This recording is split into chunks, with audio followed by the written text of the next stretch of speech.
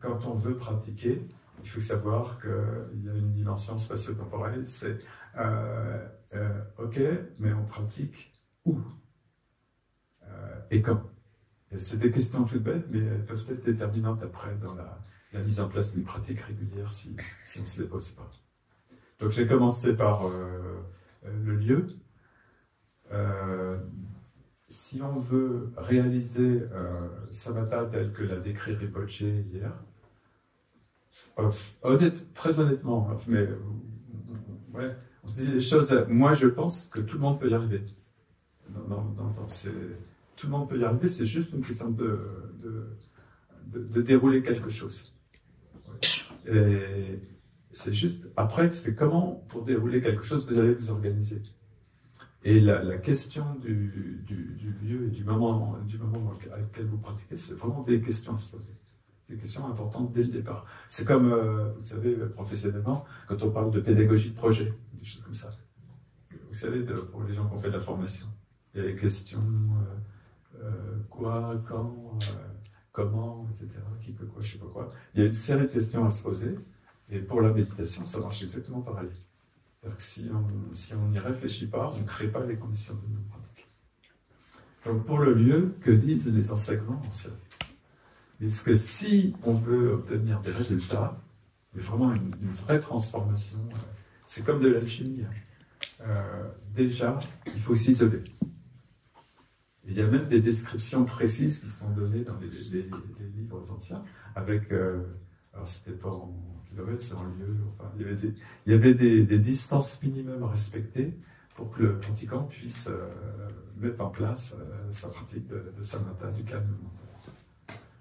Alors nous, c'est un peu différent, parce qu'on n'est pas au Tibet, on n'est pas en Inde, on a une vie de famille, on a un travail, on a différentes activités. Et même si on essaie de s'isoler, si on habite dans un grand bâtiment, les préconisations ne sont absolument pas respectées. C'est pas possible. Il y a des voisins, des fois on est de côté d'un mur, on ne s'en rend pas compte, mais on est à 3 mètres de quelqu'un sans le savoir. Il y a un mur. Donc la solution que j'ai trouvée assez rapidement, parce que moi j'avais eu ces explications il y a très longtemps, la solution que j'ai trouvée assez rapidement, c'est de dire on fait le mieux qu'on peut au quotidien, dans un lieu qui le permet. Et si vous pouvez chez vous avoir un lieu un peu sacralisé, vous voyez, un lieu un peu consacré à la méditation, c'est vraiment l'idéal. Un hôtel, vous voyez, un lieu où on fait que ça, c'est vraiment l'idéal. Si ce n'est pas le cas, c'est pas grave. Mais au moins, essayez d'avoir un lieu dans lequel vous vous retrouvez, c'est familier, vous savez que vous allez y travailler. Mais pour que ça fonctionne, la suggestion que je vous fais, c'est impérativement, suggestion impérative, c'est arrangez-vous pour faire des retraites. C'est-à-dire 1 fois, 2 fois, 3 fois dans l'année, isolez-vous systématiquement de votre environnement habituel. C'est très difficile, voire impossible de faire une retraite chez soi. On fait une retraite chez soi, on se souvient qu'on se dit « oh, il y a un truc à faire », vous savez, on est pris par des habitudes, et on n'est pas coupé en fait. Alors que si on fait une retraite au moins, dans un lieu différent, avec plus aucun contact, internet, téléphone, même la lecture, d'éviter d'amener des romans policiers ou des choses comme ça, je pousse un peu le trait, mais c'est vraiment, on crée des conditions pour s'isoler. Et en plus, si c'est un lieu de retraite où il y a des autres retraitants, il vaut mieux être le plus possible en silence. C'est une nécessité. Parce que quand on fait samatha, ça veut dire que quelque part, on va faire sauter un certain nombre de voies. C'est-à-dire que quelque part, on va faire sauter un certain nombre de conditionnements. Et on va se retrouver face à quelqu'un de très important. On va se retrouver face à nous-mêmes. Et c'est une sacrée rencontre. Intense. Et importante. Vous voyez? Et si on est en paix, en sécurité, pas dérangé, alors on fait cette rencontre. On peut faire cette rencontre dans de bonnes conditions. Et on peut découvrir toute la beauté de ce que l'on est au fond de nous-mêmes, correctement. Est-ce que ça va pour le lieu? Ouais. Vous avez fait un peu froid, non, du coup. On va passer. C'est trop froid. Merci. Pas de questions particulières pour le lieu? Non, c'est bon. Vous comprenez bien là encore, vous voyez, c'est une question de bon sens. Il n'y a rien qui est dire faut faire ça comme ça, comme ça et comme ça. Il faut comprendre le sens des choses. Donc vous avez compris que quelque part, ce fait de s'isoler est nécessaire pour tous les pratiquants à un moment donné de samatha.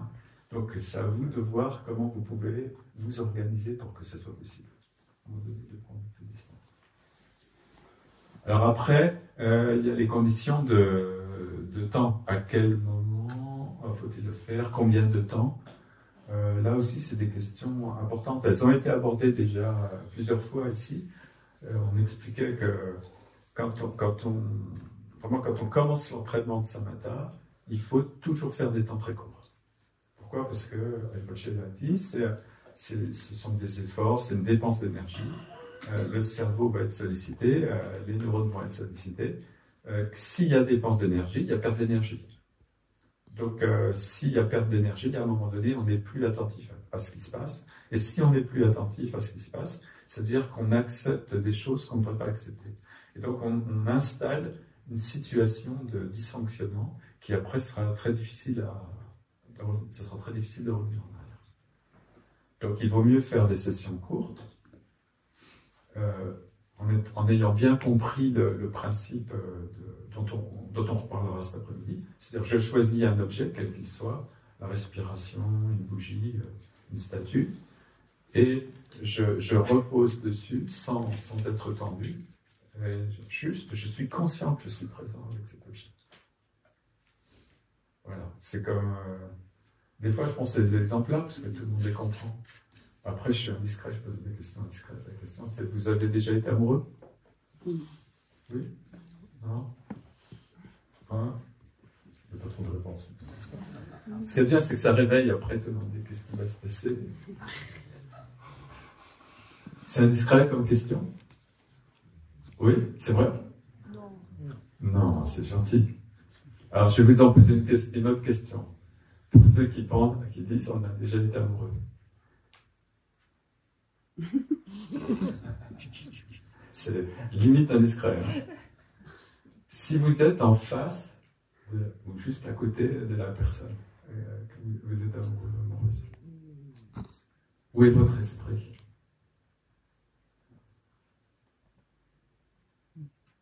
Il est ailleurs? Ou il est vraiment dans la situation? Oui. Vous avez le truc qui monte. C'est comme dans les films. Il n'y a pas la musique, mais il pourrait y avoir la musique. Il y a quelque chose qui parle entre les deux personnes au niveau du cœur. Il n'y a pas besoin de mots. C'est quelque chose qui est irrationnel, immatériel. C'est très puissant. Oui, c'est ça. C'est cette présence-là. Donc, il faut penser que la bougie qui est là en face de vous, elle a son propre karma. Et depuis des temps sans commencement, elle est maltraitée, chauffée, brûlée, conditionnée, travaillée. Et qu'elle a toujours eu un seul but dans sa vie de bougie, c'était d'être en face de vous. Avec vous, pendant votre temps de méditation. C'est comme l'amoureux, vous voyez. Elle est là pour vous, cette bougie. Ouais. Aussi, on peut le dire à l'envers, on peut dire c'est nous qui créons tout ce que nous vivons. Tout est illusion.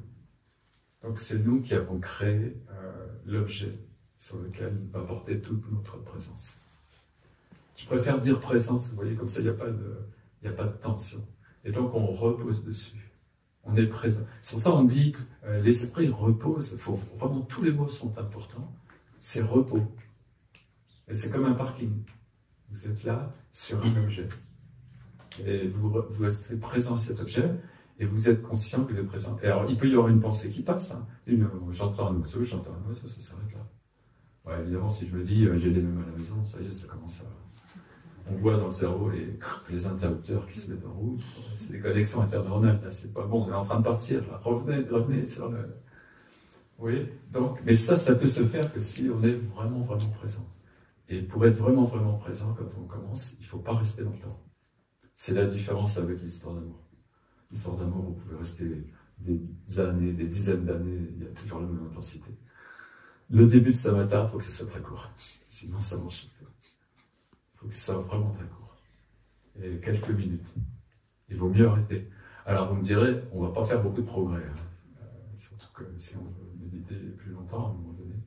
Donc, la solution a été suggérée à un moment donné, c'est n'hésitez pas au bout de quelques minutes à changer de travail. Par exemple, faites un travail d'assouplissement de votre corps sur place, faites un peu de gymnastique.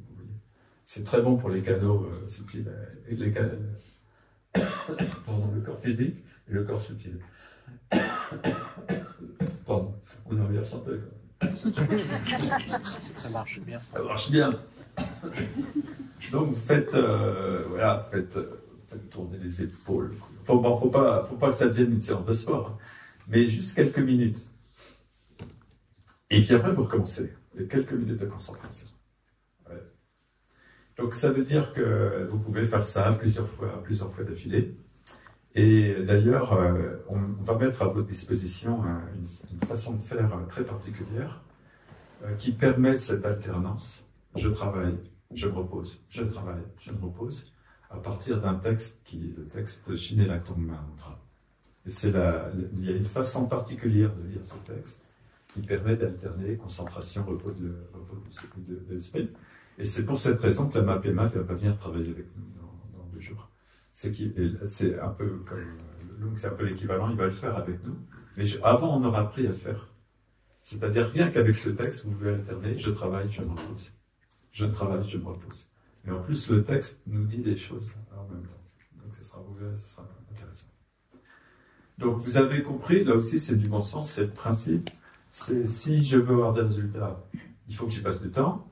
Si je travaille que 3 minutes par jour ou 5 minutes par jour, ça ne va pas le faire. Donc, il faut que je m'organise pour passer du temps en faisant des petites coupures. Donc, ça veut dire que, en gros, il faut que j'arrive à me donner un rendez-vous quasiment journalier. Au départ, pas plus de 10 minutes, vous voyez, un truc comme ça. Il vaut mieux faire 10 minutes que rien du tout. Et après, ça peut être un quart d'heure. Et après, au fur et à mesure que je vais faire des progrès, si je vois que ça m'apporte vraiment beaucoup de choses, si je suis content, après, quand on aime, on compte pas, donc je peux rajouter du temps. Mais au départ, c'est pas beaucoup de temps. Alors, à quel moment, à quel rythme? Donc ça, cette session, elle peut être faite plusieurs fois dans la journée, vous l'avez compris, puisque vous vous reposez entre-temps. Donc plus vous le ferez, mieux ça vaudra. À quel moment? Ça dépend de chacun, quoi. Chacun a sa propre vie, ses propres contraintes d'horaire. Et vous savez, des fois on parle de rythme biologique, je sais pas quoi, c'est l'horloge biologique. Il y a des moments moi je sais qu'il y a un moment de la journée, je sais que j'ai besoin d'arrêter mes activités, quoi. Donc c'est aussi le côté très, très agréable de Samatha et de ces démarches, c'est que c'est vraiment une rencontre avec nous-mêmes. Si on veut que ça fonctionne, si on ne se regardait pas trop fonctionner avant, là il faut commencer à le faire. C'est comment je fonctionne. Est-ce qu'il y a un moment de la journée où je suis en forme? Est-ce qu'il y a un moment de la journée où je suis fatigué? Vous voyez, on s'intéresse à nous, comme on va s'intéresser à un enfant, quoi. On verra pareil pour l'alimentation, le sommeil, etc. Mais là, c'est pour les rythmes, à quel moment de la journée. On se regarde nous-mêmes comme on regarderait un enfant, pour créer les conditions les plus faciles, avec le plus de chances de réussite pour notre pratique.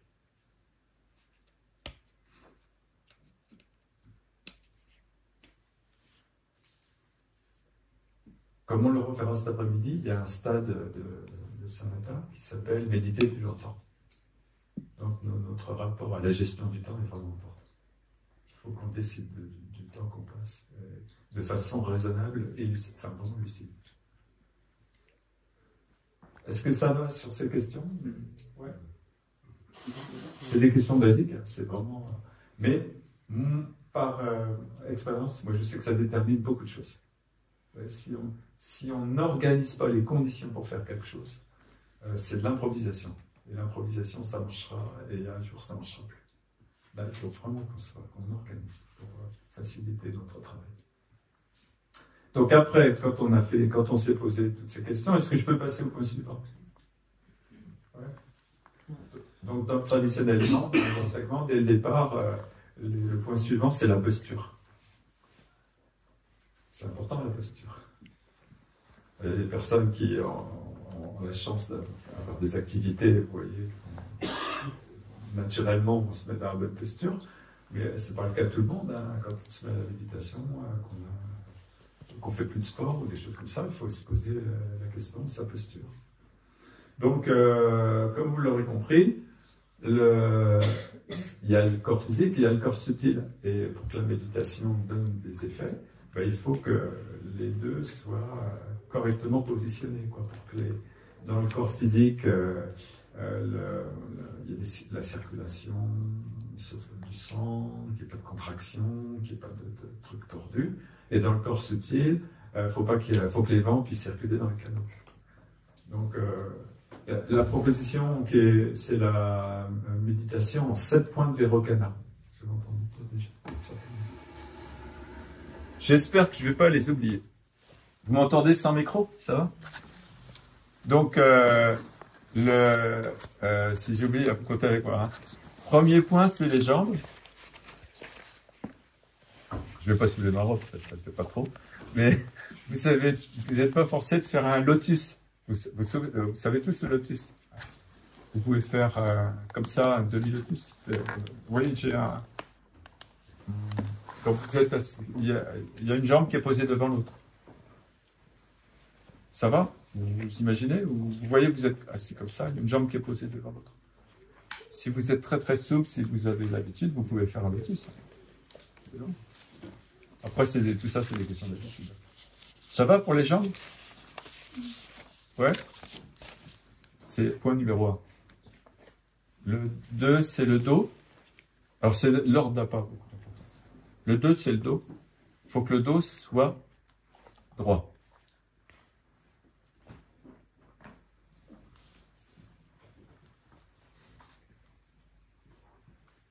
Et aussi, pour que le dos soit droit, et que la position du corps soit correcte, alors dans les enseignements, on dit, s'ils ont des oiseaux, des trucs, il faut être un peu comme un oiseau. Comme certains oiseaux, en fait, il faut avoir la poitrine bien ouverte. Vous voyez, c'est au niveau des épaules, ça part un peu comme ça. Faut pas... Nous, on porte le poids des misères de la société. Des fois, on a tendance à être un peu comme ça. Et ça, c'est pas bon, on ne peut pas méditer. Là, il n'y a rien qui est pas... Ça va pas bouger, quoi. Il faut s'ouvrir. Voilà. Et aussi, donc ça, c'est 3. Dos. Et aussi, le point 4, c'est que ça facilite... C'était le 2. Le deuxième point. Les jambes, le dos. Les jambes, 1. Le dos 2. Le dos, 2. Les épaules, 3. Oui. D'accord. 3. Je ne l'avais pas dit. C'est 3 les épaules. Ça va, hein, tout le monde est bien. 4. 4, c'est le menton. Le menton, ça fait un peu comme un crochet de parapluie, des fois on dit. Vous savez, si vous descendez un peu le menton, ça tire sur la colonne. Donc ça... Ouais. 4. Les mains. Je n'ai pas parlé des mains. Donc les mains sont posées comme ça, un petit peu en dessous du nombril. L'une dans l'autre. Bon, c'est pas grave, la droite, la gauche. Selon les écoles, ça change. Vous pouvez poser. Des fois, dans certaines explications, on dit que c'est un petit peu en dessous du nombril, mais pas complètement en bas. Donc vous verrez que dans certaines traditions, il y a des fois des méditants qui ont un petit coussin, carrément, pour poser, et qui posent les mains sur le petit coussin. Ça, c'est en dessous du nombril et pas complètement.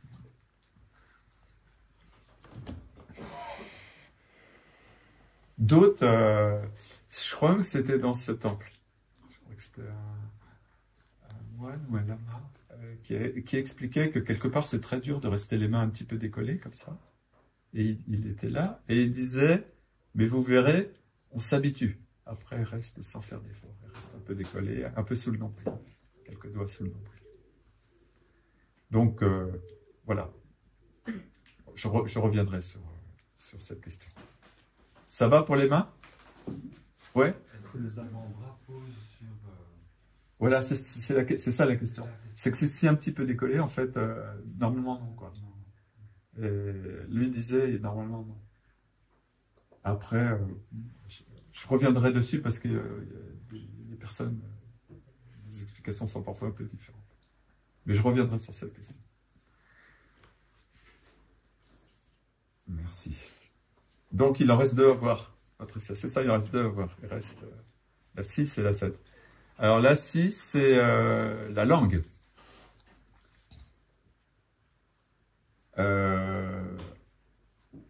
Il faut normalement qu'elle soit un peu posée contre le palais. Oui. Ou contre la rangée des dents, le bout de la langue, la rangée des dents de dessus. Alors, il y a différentes explications. Des fois, il y a des personnes qui disent que ça correspond à c'est dans les canaux subtils, des centres. Ça met en contact des choses. Enfin, il se passe quelque chose sur un autre plan, quoi. C'est un peu subtil. Donc, on dit que c'est bien de faire comme ça. Il y a d'autres explications, et il y a des explications qui sont vraiment plus facile à comprendre, c'est que par exemple, s'il y a des personnes, quand elles commencent à méditer, il y a des fois des personnes qui ont un peu comme comment on va dire, comme des tocs ou des trucs comme ça. Ils sont trop tendus dans leur méditation. Et donc, par exemple, ça va être la déglutition. Et la personne, plus elle va déglutir, plus elle va se dire, il faut que j'arrête de déglutir. C'est comme quand on a des bruits dans le ventre, quand on se dit, ah, tout le monde les entend. On pense plus du tout à l'objet de sa méditation, on pense au bruit de son ventre, on pense à sa langue, on pense à des trucs comme ça. Et plus on y pense, plus on avale de la salive. Et en fait, si jamais ça vous arrive, vous connaissez quelqu'un qui s'arrive, vous voyez, c'est extrêmement simple. Tu oublies parce que de toute façon, ça va disparaître. C'est juste un truc de débutant, mais ça va disparaître, ça c'est sûr. Mais pour faciliter la disparition, tu prends l'habitude dès maintenant de placer ta langue de cette façon. La langue étant placée de cette façon, la déglutition se fait sans qu'on s'en aperçoive. Et une explication aussi qui avait été donnée par un Rinpoche, je ne sais plus lequel, il avait expliqué que, en fait, au Tibet, dans le temps, ce sont des pratiques courantes, hein, des lamas, des Rinpoche, des yogis, c'est vraiment des pratiques courantes. Et dans certains cas, il y avait des lamas, vraiment des très grands pratiquants, quand ils sont dans des absorptions méditatives, ça dégouline. C'est-à-dire que la bave sort s'ils prennent pas cette position. Donc, comme des fois, ils sont dans les temples. C'est plus correct de mettre la langue comme ça. Donc voilà, il y a des explications différentes. Mais quoi qu'il en soit, c'est un des points de la posture de Vairocana. Donc, je vous suggère de le respecter. Tu l'avais déjà entendu dire, cette histoire. Alors, le 7e point, c'est le regard. Donc, en fait, quand on commence Samatha, vous l'aurez compris, on commence par méditer sur un objet. Il y a donc un objet. Au départ, cet objet, c'est la progression normale et à une réalité physique. Vous savez, la progression, enfin, vous ne savez pas parce qu'on ne l'a pas dit, mais normalement, c'est... objet, c'est quoi le mot de vocabulaire? Support, merci. Voilà, c'est objet avec support, c'est-à-dire que l'objet a une forme. Par exemple, si je décide de méditer, de commencer à méditer, si je décide de méditer sur une statue de Bouddha, je vais la placer devant moi. Il y a bien le support, l'objet de ma méditation, c'est la statue de Bouddha, l'objet. Mais le support physique, c'est la statue, la matière. Donc on commence par ça. Ensuite, on peut faire objet sans support. C'est-à-dire, j'imagine la statue de Bouddha. Ce qui va faciliter les choses quand il faudra que je visualise des tiglés, par exemple. J'aurais pris l'habitude d'avoir un objet qui n'a pas un support visible et palpable. Et la progression ensuite, c'est sans objet. Donc vous voyez, objet et support, objet sans support et sans objet. Là, sans objet, c'est quand je suis présent ici et maintenant et que mon mental ne travaille plus. Mon mental est arrêté. L'éléphant est arrêté. L'éléphant de Samatha est arrêté. J'ai plus d'objet. Et je suis par contre complètement présent. Donc, ça veut dire qu'au départ, si je suis cette progression, je vais bien travailler avec un objet. Et donc, il faut que cet objet soit posé, les textes sont très précis par rapport à ça, à un jet de flèche devant nous. Ça vous parle? Donc nous, on n'utilise plus d'arc et de flèche, et de flèche à faire tomber. En gros, c'est entre 1,50 m et 2 m, quoi. 1,65 m, un truc comme ça. Donc pour le trouver, pour trouver la zone où il faut poser le regard, il faut prendre sa main, la poser sur le bout de son nez, comme ça, et l'angle formé par l'œil, vous voyez, ça vient, j'ai affleuré mes doigts là. Paf! Moi, c'est ton stylo, tu vois. Ton stylo, c'est à peu près, il me ferait un bon objet. Voilà, j'ai la zone sur laquelle, idéalement, il faudrait que je me pose. Alors, cette zone, elle est importante parce que quand on verra les antidotes, des modifications de cette zone peuvent être utilisées comme antidote à des problèmes de concentration. Donc, c'est important d'avoir ça en tête. C'est le début de la méditation, c'est le début de Samatha. Ça, c'est la zone qui est donnée, d'accord? Et on verra par la suite dans Samatha qu'à un moment donné, on fera du sens objet, etc. Là, c'est très différent. Vous voyez, le regard va monter un petit peu. On a moins besoin de le reposer vers le sol. Ça va pour la position des yeux? Donc, une fois qu'on a dit ça, la consigne suivante, mais je la donne qu'après parce que sinon, il y a beaucoup de... La consigne suivante, c'est de tout oublier. En fait, quand on débute Samatha, et en particulier quand on est occidental, il ne faut pas chercher à faire ça. Pourquoi? Parce que c'est impossible. Parce que déjà, quand quelqu'un s'assoit, quelqu'un qui commence à s'asseoir, moi ça va, j'ai les genoux qui touchent le sol parce que je fais ça depuis des années, quoi. Mais normalement, quelqu'un qui s'assoit, il est comme ça, quoi. Oui, c'est pas possible. Physiquement, c'est pas possible. Il faudra que la personne s'entraîne beaucoup, beaucoup, beaucoup pour que les genoux descendent. Et c'est pareil, au début, il mettra ça, je ne l'ai pas dit, c'est pas dans la posture de Vairocana, mais c'est une condition pour d'être bien, c'est qu'il y ait un coussin sous les fesses. Donc, quelqu'un qui va débuter va être très très haut, et puis au fur et à mesure des années, il va descendre. Mais il aura toujours un petit coussin pour le dos, parce que sinon la colonne n'a pas une position correcte du bassin. Donc il faut un petit coussin. Donc, pour le dire autrement, quand on est débutant, il faut pas, faut connaître la posture de Vairocana, mais il ne faut pas se focaliser dessus. Parce que sinon, alors je reviens sur l'histoire des mains, est-ce que j'appuie, est-ce que j'appuie pas? L'objet, alors là, il est complètement oublié, quoi. Vous voyez, c'est même pas la peine de penser à un objet, vous êtes dans ma langue, dans mes yeux, dans mes mains, vous voyez, vous n'êtes pas dans l'objet, quoi. Et donc c'est pour ça qu'on dit, quand on débute, en Occident en particulier, puisque c'est pas notre culture, c'est pas nos postures, en fait.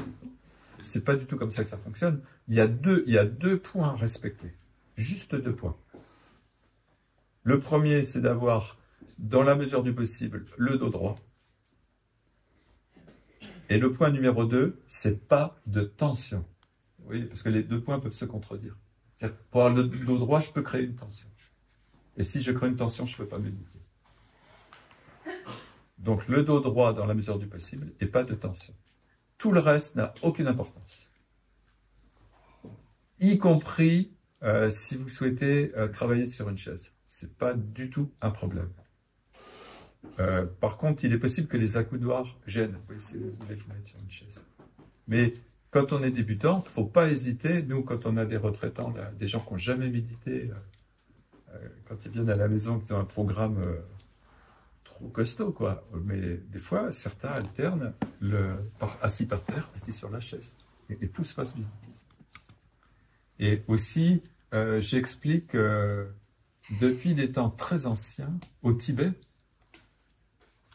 dans les monastères du Tibet, C'est comme ici, il y a des belles statues, des tankas, tout ça.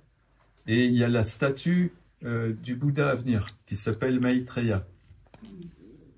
Mais depuis longtemps, hein, au Tibet. Et vous savez comment il est assis? Sur la chaise, oui. Ouais. Il est assis à l'occidental sur une chaise. Ouais. Et donc, peut-être c'est un signe. Peut-être on peut entendre un message là. Donc, vous voyez, ça veut dire que quelque part, peut-être qu'on prépare un truc très, très puissant qu'on va faire bientôt. Je ne sais pas qui là dans la salle. Donc, n'hésitez pas à vous asseoir sur une chaise si c'est nécessaire.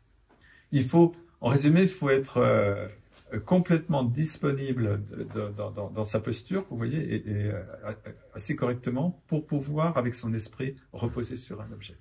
Si vous avez mal au dos, aux fesses, au coude, ou je ne sais pas à quoi, à la nuque, ça sera très difficile parce que ça va créer des distractions et ça sera en plus des efforts et surtout si vous êtes motivé, vous essayez, vous voyez, vous risquez de forcer et puis de maintenir une position incorrecte et ça va être contre-productif.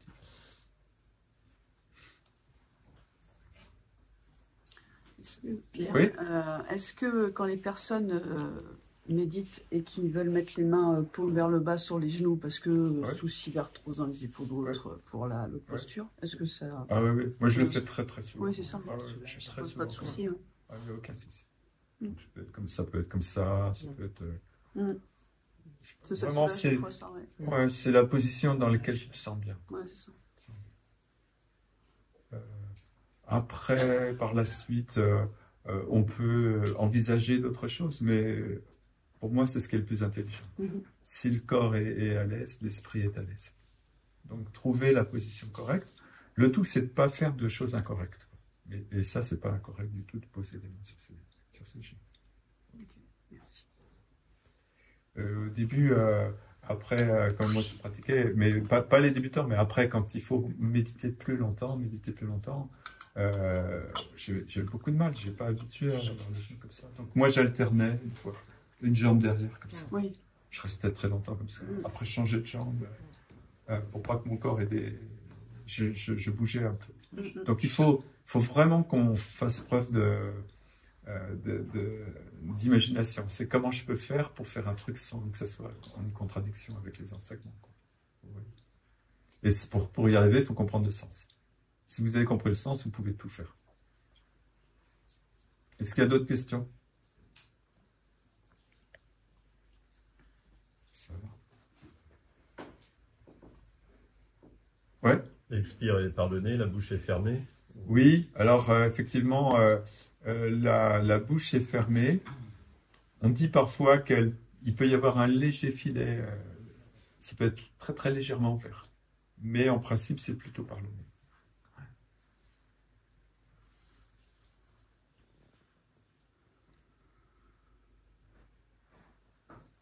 D'autres questions? J'en ai une. Si la position dans laquelle on est le plus confortable, c'est allongé, est-ce qu'on peut méditer allongé? Alors, il est recommandé dans les enseignements de ne pas méditer allongé. Je pense que peut-être, moi j'explique ça parce que il faut que notre cerveau, il est bête des fois. Donc, je pense que des fois, il risque de ne pas comprendre ce qu'on veut.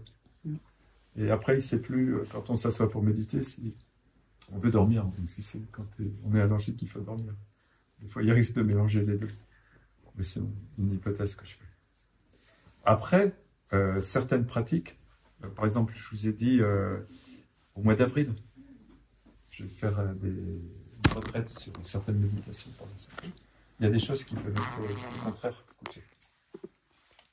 Mais c'est très très particulier. Et normalement, il faut éviter de méditer à l'intérieur. D'autres questions? Non, c'est bon.